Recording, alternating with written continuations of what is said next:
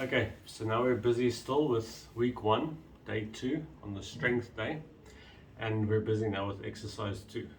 So the first thing we're going to work on in exercise 2 is once again some lower leg support and especially knee support. We're going to focus on this front muscle over here, your anterior tibialis. So we're going to do anterior tib extensions to start strengthening this. Really going to make a huge difference to the impact that your knees take. We'll go straight from that into the Superman, which is not as fun as it looks, and then we go straight into the glute bridge heel tap. I always forget that whole thing, glute bridge heel tap. All of these will be 30 seconds each, and then you will go sets of 3. So right after each other, no stop. We'll get to the rest at the end, and the rest again will be 30 seconds. So let's get going to the first one, which is our anterior tibialis extension.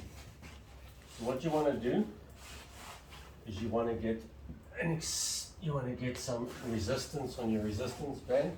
You want to make sure it's tied to something sturdy on the other side. You come here, you put it around your foot, just wrap yourself in there nicely. Take some tension on it. You go forward and lift back. Go forward and then extend.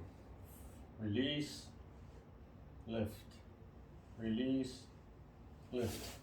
So you want to do that for 30 seconds. Then you move over to your other foot. Same thing, 30 seconds. Make sure you release completely and extend up. Every time you extend up, just hold, maybe for a count of 1 or 2. Go down, up, and slowly you'll see this muscle start developing. Go straight from that into Superman, which is another spine strengthening and posture correcting exercise. Flat on your body, face down, hands extended in front of you, and then you lift as high as you can. You hold it for a count of 3, go back down, and then you lift.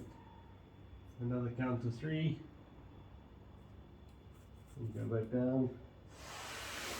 Go through that for 30 seconds. Then you go into your glute bridge.